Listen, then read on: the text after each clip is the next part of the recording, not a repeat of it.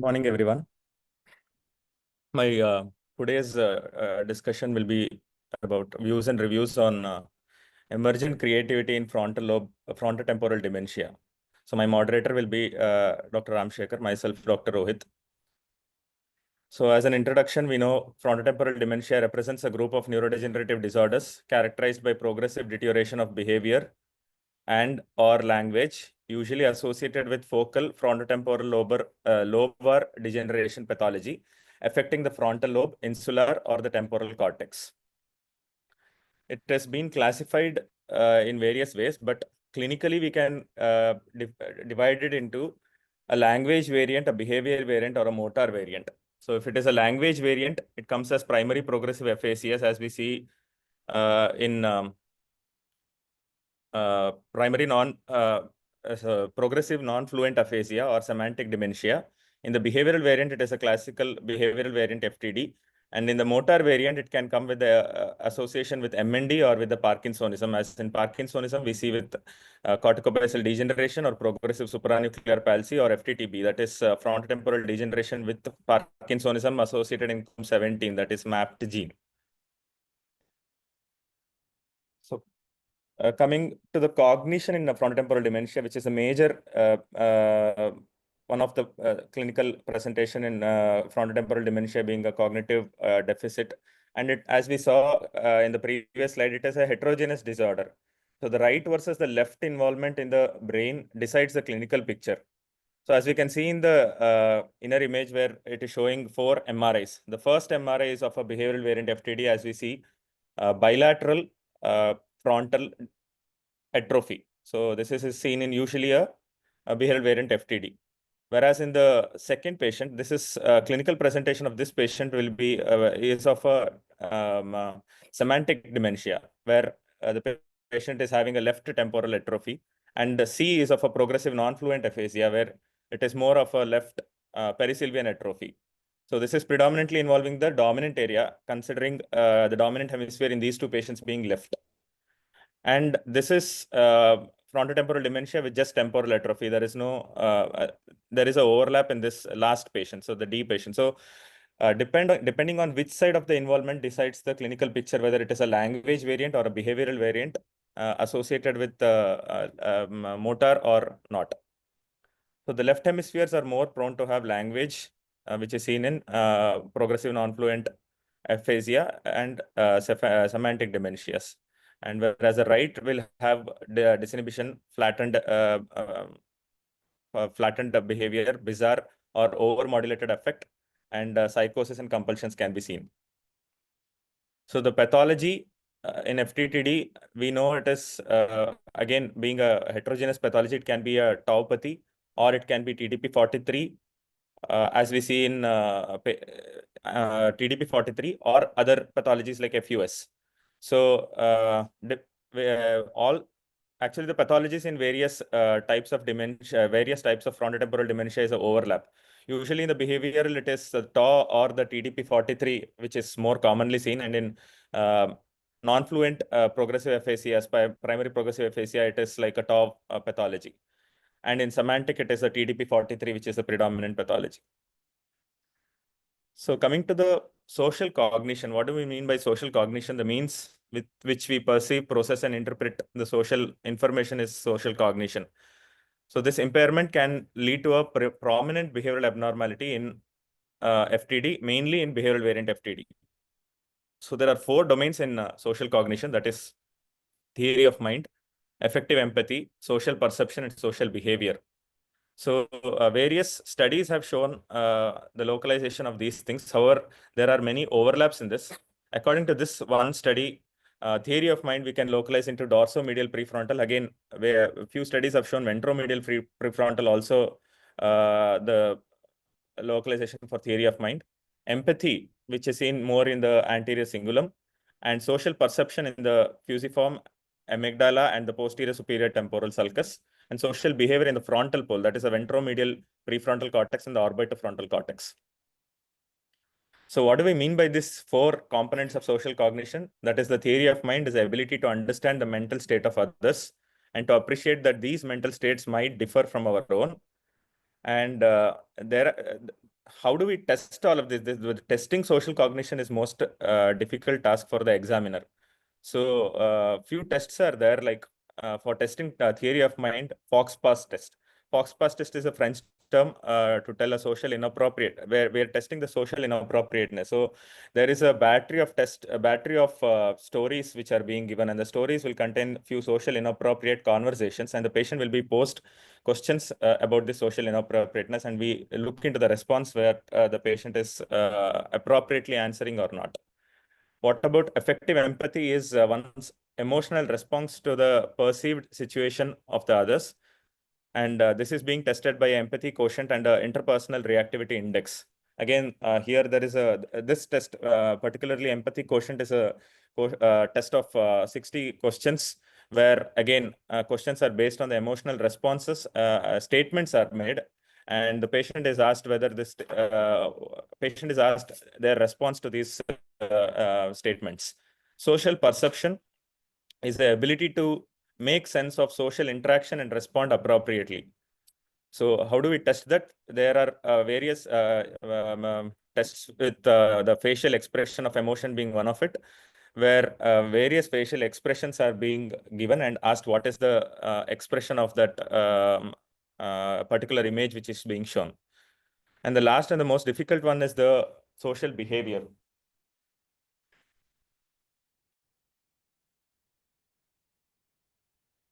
The social behavior, how one behaves with the others. So how do we test this? The testing this thing is by either self or by the informant rated test. So social behavior is how one behaves with the others. So these are the four domains of social cognition. That is the theory of mind, affective empathy, social perception, and social behavior. So important to study is because the criteria for diagnosing behavioral variant FTD includes at least three of these six social behavioral abnormality to be met: early behavioral disinhibition, early apathy, early loss of sympathy, or compulsive behavior, hyperorality, and profile. So most of it is in behavioral variant FTD. It is not only confined to that behavioral variant FTD subgroup. It can be seen in a progressive primary aphasia subgroup also, where we see socially undesirable behaviorals like personal neglect, inappropriateness, and aggression, which can be seen in the language variant of the frontotemporal dementia. So with this, we'll move on to the topic and we'll see a few case reports also in between. So the topic is on two papers. One paper was by Felix Geiser et al. In 2021, which was published on emergent creativity in frontotemporal dementia. And the second paper was by Friedberg et al., which was in 2023 published in JAMA, Prevalence, Timing, and the Network Localization of Emergent Visual Creativity in FTD. So creativity is something, why I spoke about social cognition is creativity is something which is in and part of social cognition. So, and it can go beyond the cognition also. Like, for example, creativity is defined as the ability to generate work that is both novel and valuable, is pivotal to the development of human culture, as it enables transformative problem solving, technological process, and artistic expression. And what about visual artistic creativity is a production of novel and aesthetical pleasing visual forms and is a process that depends heavily on visual mental imagery.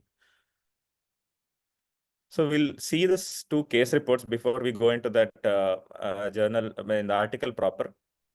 This is about Frederick Wilhelm Nietzsche, who was here with from 1844, who was a German philosopher who began as a classical philologist and turned into a philosopher early in his life.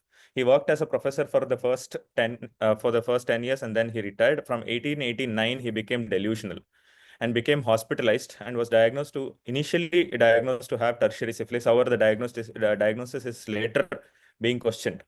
And he then became nomadic, living alone, avoided social contact, writing obsessively for long hours. So an interesting observation was in 1887 and 1888. Around this period, his sister, who was staying with him, Elizabeth, commented that it was hard to believe for her that a human being achieved so much in a very short time, that in 8 months he wrote 6 works with various meaning various genres. So initially there are eight. The important thing is that in that 8 months, which he had not achieved before, he wrote around 6 works. So on the second case, this is about Maurice Ravel, where he was a French impressionist classical musician. His compositions are a part of eternal French legacy, such as Bolero, which is a musical masterpiece. In 1927, he noted difficulty in writing and finding words. He then noticed progressive difficulty in speaking and writing, but he still had a well-preserved musical thinking, recognized not only melodies, but also the precise tempo and the precise pitch of the music. But in 1934, he himself complained that he couldn't write down whatever he is hearing in his head, the music which he is hearing in his head. So after this, the questions what we get is what are the significance of this enhanced nascent skills or the de novo artistic activity which can develop in the patients of dementia? Is creativity itself a manifestation of disease, or is it a compensatory mechanism to the underlying pathology? Or are there any therapeutic implications for this, any like a compensatory mechanism which the brain is gaining to with cope up itself? So with that, we'll go to this first paper, which was a retrospective case series of patients with dementia who exhibited emergent visual creativity. It was conducted in Pennsylvania FTD Center, and they took many other centers also, predominantly from the University of Pennsylvania. It included patients who were diagnosed with FTD, displayed new or intensified visual artistic creativity during the course of illness, and they excluded the other pre-existing professional artistic areas. They examined clinical, neuropsychological, and imaging data were extracted. This was a retrospective study, and artistic behavior assessed was via caregiver interviews, photographic samples of the artwork, and qualitative analysis of the art form, styles, and themes. So they got 27 patients, 27 case reports, mainly conducted or reported by Miller. He has reported many patients with this kind of a visual creativity, out of which I have chosen this table, two tables where it is showing a few characteristics. So we can see the characteristics here. All are FTD. Some are having FTD MND overlap. And in the first group of 5 patients, we see male being 4 patients and 1 being female. Importance is the age onset of the disease and the age onset of the creativity. It is almost the same, 56, 53 in the second one, 51 and 42 in and around. In the last patient, it is within 2 years. And cessation of the creativity was also seen in first patient, which was like, it went up to like 14, 15 years. And then the rest of the patients within a few patients within 4 years, and the other patients within 7 years, and few patients have gone beyond 10 years. And what is the type of creativity what they saw? Most of them, the 3 patients were visual, that is a painting was the more creative thing, and then the music.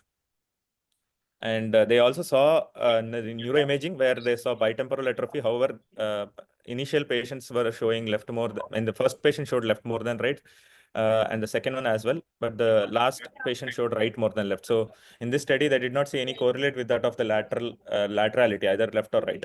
And the second group of patients from 6 to 11 also, similar kind of age onset in and around the onset of disease.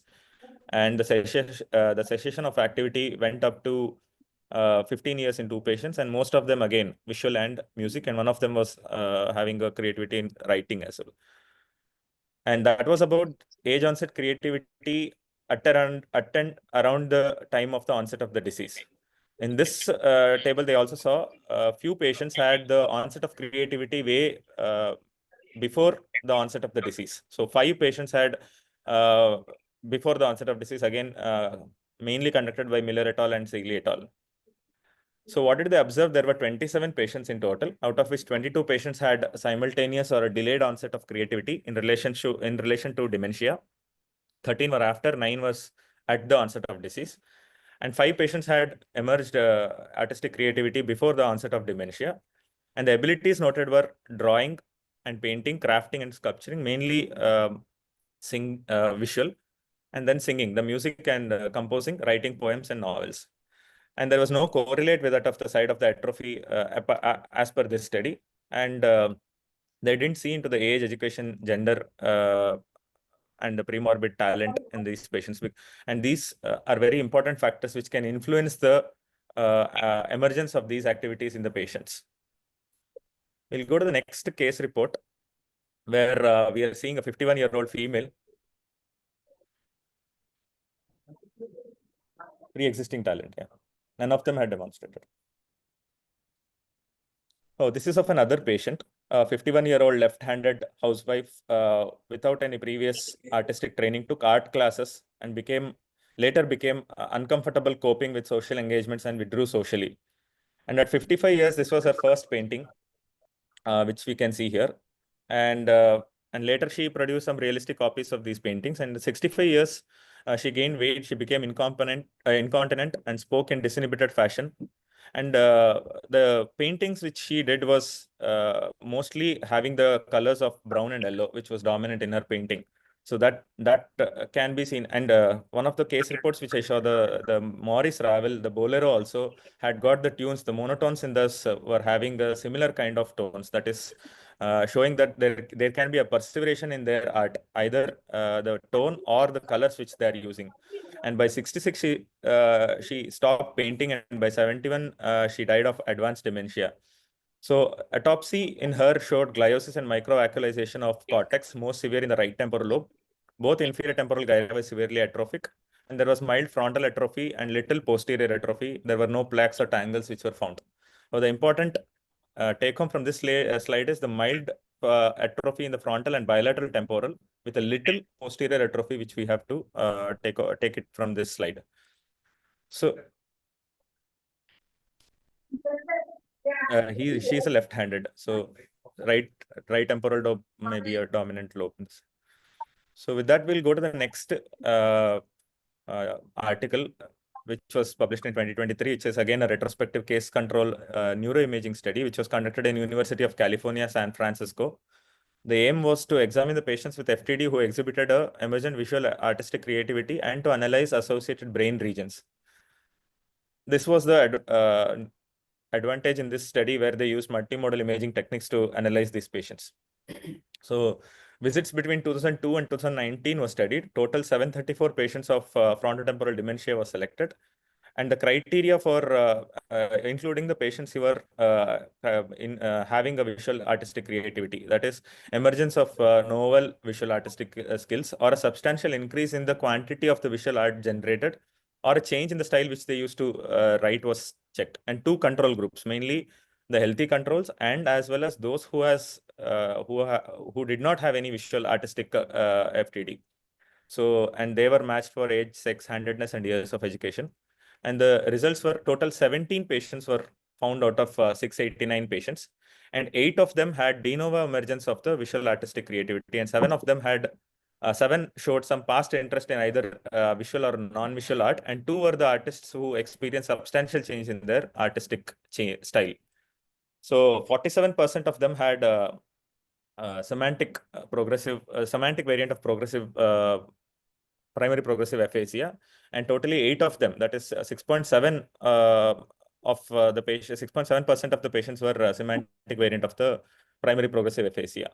So as we can see here again, most of them had this was only visual artistic creativity which they checked, and most of them were the age of artistic emergence was in and around the onset of the symptoms, within 10 years or within 5 years of the onset of the symptoms.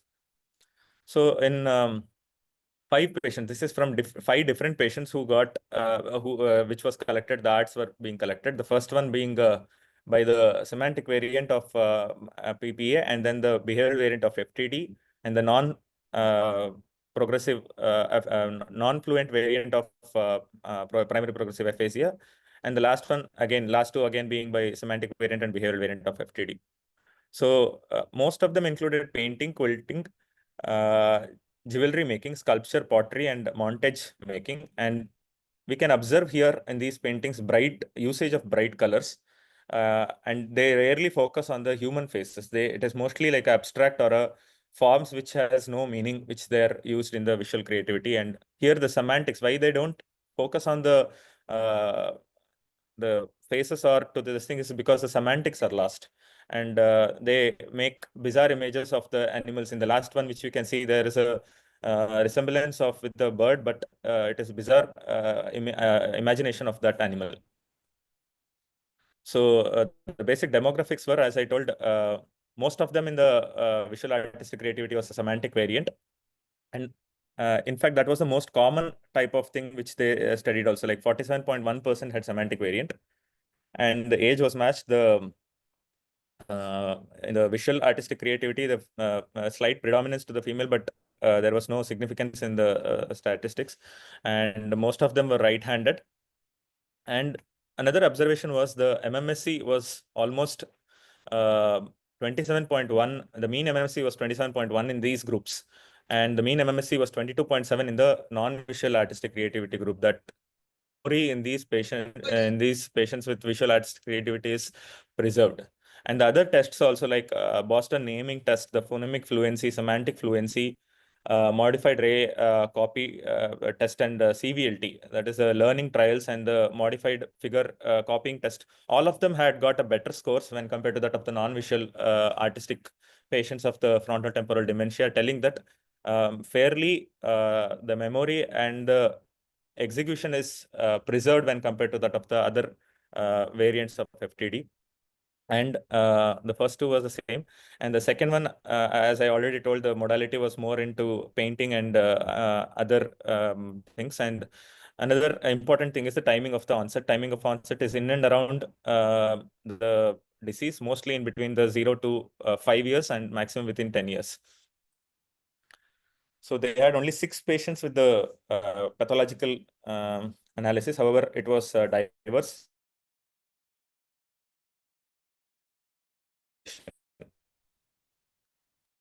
And they also did a atrophy network analysis. As we can see here, this one is a analysis of patients with the anti-correlation which they have checked. That is, the posterior visual cortex becomes more active in those patients with that of the frontal temporal dementia. So in these 17 patients, all of them had the intact posterior visual cortex, and in the emergence of frontotemporal atrophy, that is the anti-correlation. The mechanisms of this anti-correlation and why it occurs, I'll discuss it later. And whereas in the non-visual artistic group also had some anti-correlation, that is the preservation of the posterior cortex in the onset of disease, but it was not that significant when compared to that of the visual artistic creativity. The color coding here, the red indicates more significant when compared to that of the black, which is seen in the non-visual artistic groups. And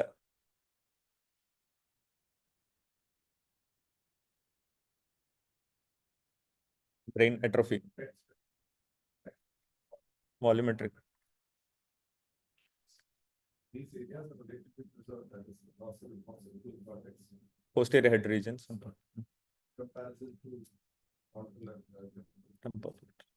Also, I think the figure on the right shows that motor cortex also. Yeah, motor cortex is also present. So on the right, yeah. So this is just a atrophy which they saw, where they saw a few areas, that is the posterior areas or the occipital areas, which is being preserved in patients with visual creativity, and preservation of the motor cortex also when compared to that of the few patients had preservation of the motor cortex as well. And then this is the same projection of the image which I discussed, where the orange represents the patients, and in the left is the gray, which is representing the non-visual artistic creativity. As we can see, there is a upward trend in the patients with visual artistic creativity, telling that the preservation of the occipital cortex with respect to motor cortex is more when compared to that of the non-visual artistic patients. And this trend was seen in the healthy controls also, but it was not significantly seen in the healthy when compared to that of the visual artistic creative patients. And they had only one patient who had who underwent a PET scan, who showed which was seen that there was a hyper metabolism which was seen in the right, more than the left occipital area, which shows increased uptake after the onset of the visual artistic creativity. So I would want to show two more case reports before we discuss about on that one. There's where this patient who had, this was the series of paintings which he did in the first year, second before the onset, and after the onset he started drawing more um, visually stimulating. That is the abstract drawings with no meanings, with more erotic images which he chose to draw when compared to the previous one when he used to draw of artillery. So his MRI showed frontal cortical atrophy affecting the right more than left. Over the next few years, he demonstrated increase in the social abnormal behaviors, and there was a shift of heart, which he infamously practiced before. And the second patient also had this is to show that pre-symptomatic, she used to draw or practice painting in this way. And later in 2004, she almost have the preserved painting skills in this patient. So another study, the importance of showing this one was the preservation of the posterior cortex in terms to anterior one, that is a frontal lobe. So in this SPECT, the patient underwent a SPECT analysis where they showed the SPECT showed hyper metabolism in that of the left occipital when compared to that of the anterior frontal atrophy. So the preservation of the visual cortexes, and as well as in the volume morphometry also, there is a atrophy which is more in the frontal when compared to that of the visual. So preservation of the visual cortex and as of the motor cortex, which is preserved in the frontotemporal dementia, is one of the reasons why they have the creativity which is intact. So in this um, creativity as measured by which can be measured by divergent thinking and remote association. Various studies have been undergoing and have been shown that they have been linked to specific regions, mostly in the right hemisphere of the brain, mostly involving the right inferior frontal gyrus. So the remote association and idea filtering, a few in this study of 2011, which was neuroanatomy of creativity by Shame Turi et al., who showed that the remote association and idea filtering was more into this right inferior frontal gyrus, divergent thinking in the right dorsolateral prefrontal gyrus, creative decision making was in the anterior cingulum on the right side, and semantic association, the remote semantic association was with that of the right posterior middle temporal gyrus. So important take from this slide is the right hemisphere is more involved in this creative process. And there was a second study, which studied 12 patients of FTD who acquired artistic skills from Alzheimer's Disease Center in California, and 17% of them had new or preserved musical or visual ability. And talents were musical or visual and never manifested in the verbal sphere. And those works which was done by them lacked a symbolic or abstract component. And the anatomical localization was they involved FTD mainly involves the anterior frontal and anterior temporal, and again the retained posterior regions. Thus, preservation of the visual constructive abilities was the result of this study, which was published in 2018. And we can see the anatomical defects here was mostly the temporal or the frontotemporal, mostly on the left side. Thus, and mainly on the left side. However, 3 patients had on the right side as well. So this is another study in 2009 where they showed that the right inferior frontal gyrus was mostly correlating with that of the creativity in their experiment. And important thing is the activity of the left, the stronger the suppression to eliminate the interfering information reaching the visual cortex, the more the patient becomes more creative. That is, by this, they are putting forth a theory that one of the mechanism is a paradoxical functional facilitation.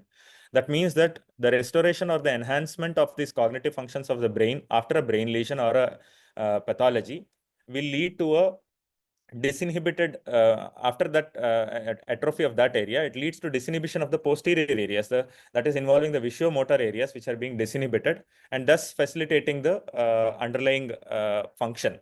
So there is a paradoxical functional facilitation because of the frontal or the cognitive functions of the brain that is leading to the disinhibition of the posterior areas. And 2 other mechanisms were also proposed. That is, one is the neural reorganization or a functional compensation. That is, when the patient will have the opposite hemisphere, for example, the dominant hemisphere being involved in mainly in the language variants of the FTD, that is a semantic variant of the FTD. the opposite hemisphere, that is the right hemisphere, which has got more creative process, may get compensated, meaning it can have a neural plasticity, which can lead to a compensatory behavior, which can be manifested as a creative thinking. And the latent talent unmasking. This theory is just under hypothesis only.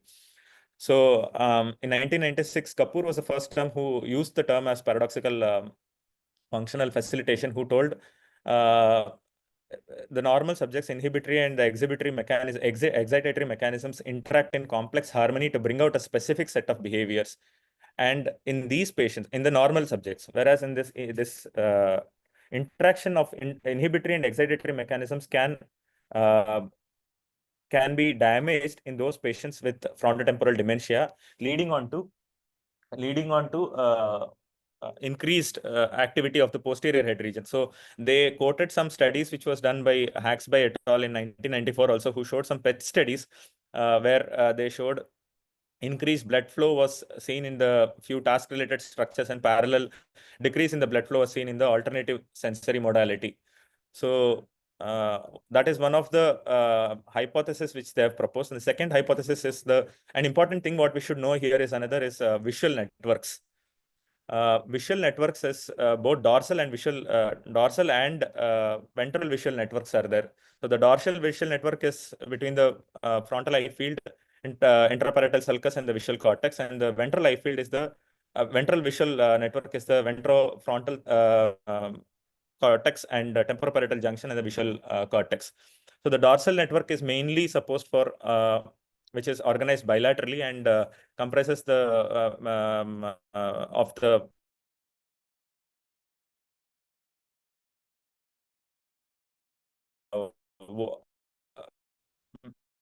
what where pathway, whereas the ventral network is for the what pathway. So mainly it tells, and also this is correlating with that of the visual attention and the dorsal attention also. So the dorsal attention is mainly for a cued stimulus. If the person wants to see any object in the hemisphere, in the visual spatial construct of that patient's vision, then this dorsal visual network is more activated. Whereas if the patient will have an uncued stimulus, if there is a emergent color or a bright color which is appearing, the tendency of the patient or the person to see on that side is mainly because of the ventral attention network, and it is mainly for the uncued stimulus. So in frontotemporal dementia, the damage to this left frontal and temporal lobe, which releases and the ongoing inhibition of the right parietal lobe, thereby increases the activity in these regions, which are mainly involved in the visual creative process, that is enhanced in ability to visual search tasks. So the right parietal brain, which is involved in that of the dorsal visual network, is the most active thing, which they found out in few studies, which is leading to the visual creative process in frontotemporal dementia. So studying so much whether they have any therapeutic implications for being studied, as music therapy might be an alternative route for improving the language, because music perception and production can rely on shared neural resources with language, meaning the music itself is the basic of language, is what it was studied and understood previously. And it is highly motivating, engaging, and the residual music skills do exist even in a highly impaired patient. So all of this led to the test of music therapy, and it can be given both actively and passively. And a few studies have shown benefit in mainly Alzheimer's patient rather than the frontotemporal patients, leading on to thought process of doing many studies on frontotemporal dementia as well. So in AD patients, this music therapy has shown benefit in improving their own autobiographical memory and also reducing behavioral changes like anxiety. And the cognitive intervention helps in enhancing or the control of the cortex influx in the subcortical region. So listening to music reduces the stress level, is what one of the studies showed, and helps the patient regain the previous experiences and emotions.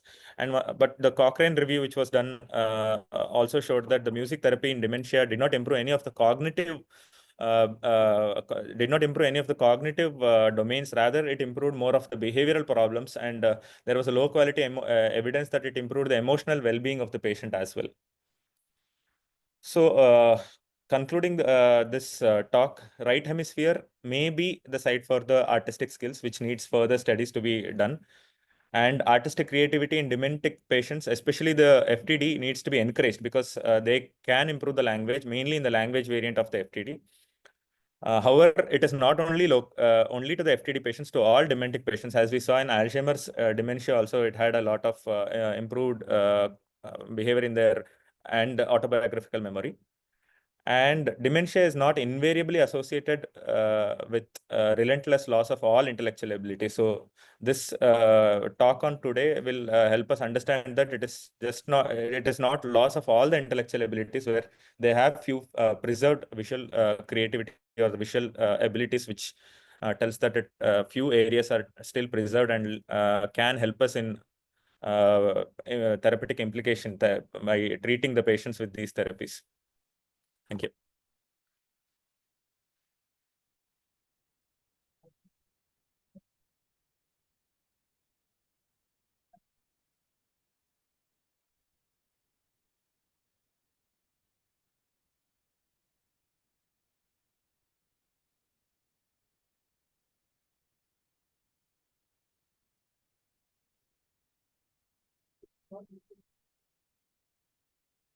All three. They can have the visual ability which can get dissin.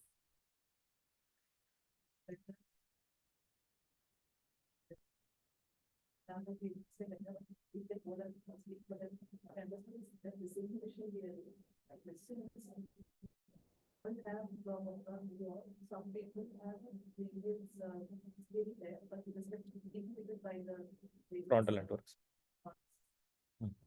Yes.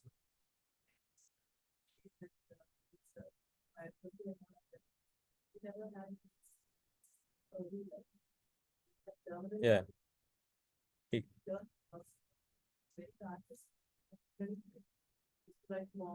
Yeah.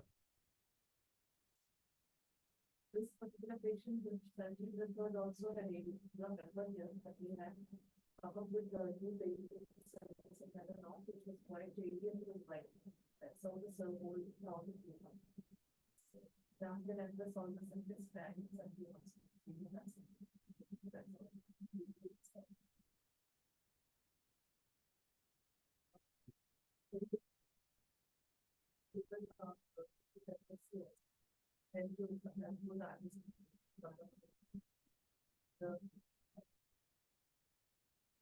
So I think Rohith has covered the topic very well.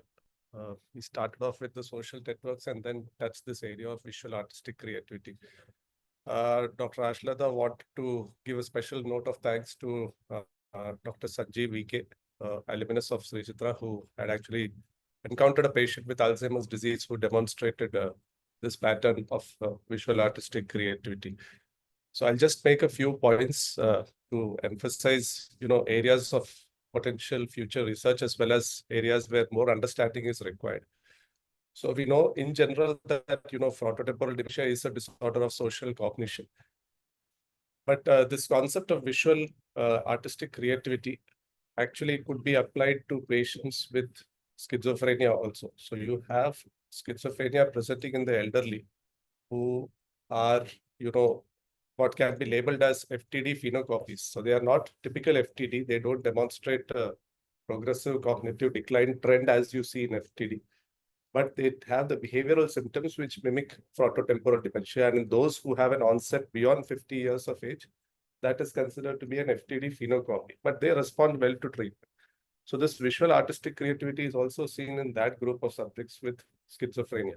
So what this tells you is that, when you have dysfunction in certain networks in the brain concerned with social cognition, you have release of activity or release of function of certain other areas.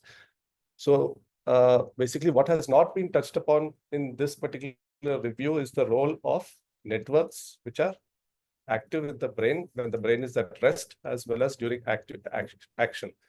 So there are certain networks which are referred to as the resting state networks, which basically involves a functional connection between various lobes of the brain. So you have the default mode network, which connects the posterior parts of the brain, that is the medial and the lateral parietal cortex with the mesial prefrontal cortex. That is mostly concerned with your resting state awareness of your environment, and it is an important element of your attention as well as your social perception. And then you have the salience network. So the salience network is basically your network concerned with exteroceptive awareness, and it makes you attempt to stimuli in the environment. So that primarily involves the mesial prefrontal cortex as well as your insular cortex. So in patients with AD, you have dysfunction in the default mode networks and increased connectivity in the salience network as a compensation. So this is at a network level. Whereas in FTD, it is the reverse which happens. It is a salience network which tends to be less connected, and the default mode network, which is less affected as compared to patients with AD. It's not that it is not affected, but less affected in comparison to patients with AD. It is primarily the salience network that is affected. So this particular topic, in fact, holds up a lot of opportunities with regard to exploring as to how these networks are modulated, because this is the end thing when it comes to what happens to the brain before dementia starts. And these network studies would probably throw us more light into why this kind of compensation happens. Now, if you take the MRI of patients with typical AD and FTD, you see some forms of these compensations happening in PET studies as well as in perfusion MRI. So, for example, if you take patients with AD where you see that maximum hypoperfusion is seen in areas such as posterior cingulate, precuneus, and medial temporal lobe, you will see increased perfusion seen in other areas such as in the occipital lobe as well as in the frontal regions, as well as in the motor cortex. So these are compensatory phenomena which are seen fusion MRI as well as PET brains in patients with dementia. The same applies now as shown in this particular study, that you have certain areas of the brain which are relatively less atrophic in comparison to the areas typically affected. So in behavioral variant of frontotemporal dementia, you talk about basifrontal, orbitofrontal atrophy, which is the seat of social cognition, and then the atrophy which is progressing posteriorly. But in patients with visual artistic creativity, you see that even those patients who have this atrophy, you have the occipital lobe, which is relatively preserved, and at the same time showing a pattern of hypermetabolism seen in the PET.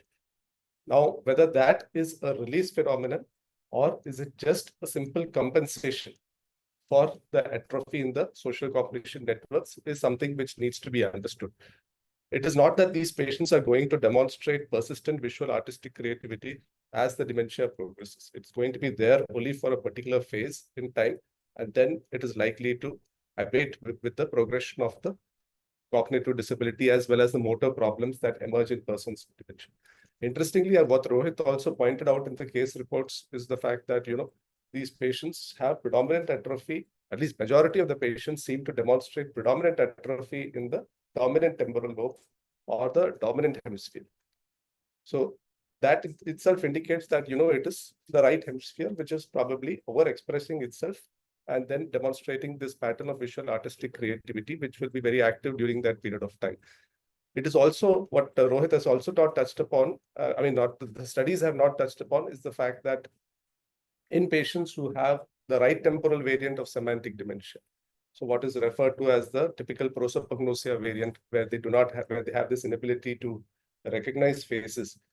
How do these patients demonstrate visual artistic creativity? I don't think we came across any patient in the described cases where you have this asymmetric right temporal degeneration, where patients present to you with predominantly prosopagnosia and geographic agnosia and all these kind of things. Do they demonstrate a similar pattern?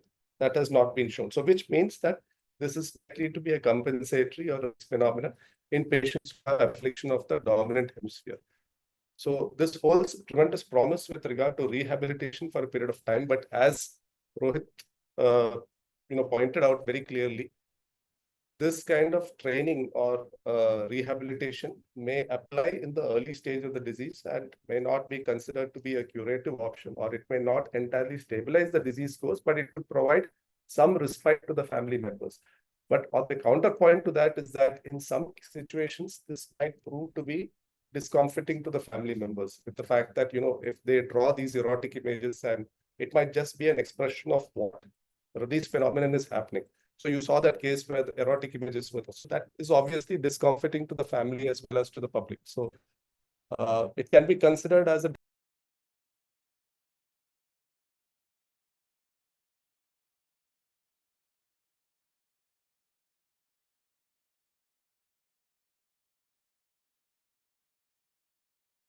kind of a study is an eye opener to give us, more insight that we should not just look at them as persons with cognitive decline, but try to see in what way we can tap into their residual abilities. Now, on a personal note, I will also say that, we are doing studies on cognitive stimulation therapy and cognitive retraining in persons with MCI and dementia. And at least interim results do seem to suggest that they are more useful for only stabilizing the behavioral and the psychological symptoms, but not necessarily reversing the cognitive decline. So randomized control trials are in the need of the hour in this situation. Probably if you take a homogeneous group of patients with, say, Alzheimer's disease or FTD and do this kind of training, you would be in a better position to answer as to whether these compensatory strategies can be used at a scientific level. Because otherwise, just saying that, from one individual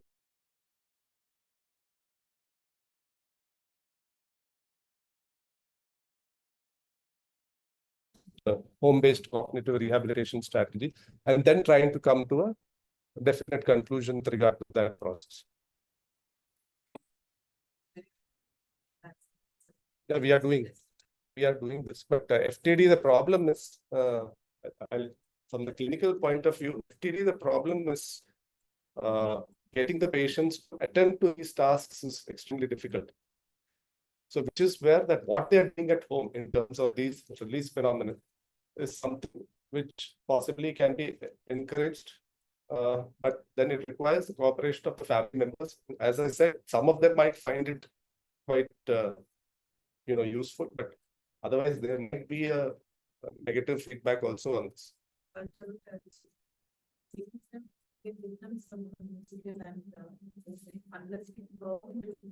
our Indian culture is such that all these studies from outside, that is that we don't give so much of importance to all these artistic things.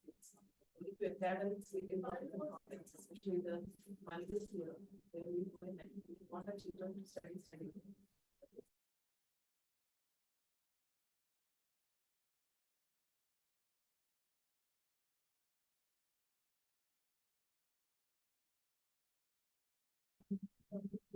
Right. Where the artist will slide. No, what I'm saying is it appears to be a compensation for the dominant atrophy. That is what the point is. But again, none of the patients in this series appear to have a pattern of prosopagnosia or the right temporal variant of semantic dimension. So I don't think in those patients you would see this pattern of visual artistic creativity. The most important thing is that, these patients have relative preservation of the dorsal stream, as he was talking. There's nothing but the visual attention, the dorsal attention network, which is your visual pathway. So the parietal occipital areas are what are relatively, but not the medial parietal, primarily the lateral parietal and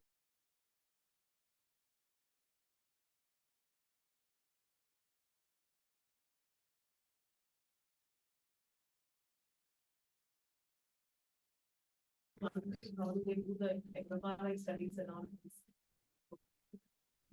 I don't think fMRIs were not. That was just a PET and SPEC. fMRI studies are very listed. Yeah, that is what is done. Yeah. The person who has schizophrenia and then made artistry was just like when downstairs down maybe when he has schizophrenia early in his life, then he turned to what is called drawing, painting and drawing. World knows him as a great artist, but the backdrop, he had a lot of schizophrenia and he committed suicide. I picked about the iceberg of playing game. We didn't really know everything, but we know nothing. We had an observation down here, after and we didn't look at them on the right side. And the wall starting from the way we predict what burdens are here. Now it's not see them, but he used to say Rohith was more than he would call them up and say that I'm going to stay in a room where this burden has this color. They never believed that, neither I believed the story. But then finally turned out to be that he's not coming these days because medicines, all medicines also. But I could, it's only by those things even there, when if MRI also, way back when we also.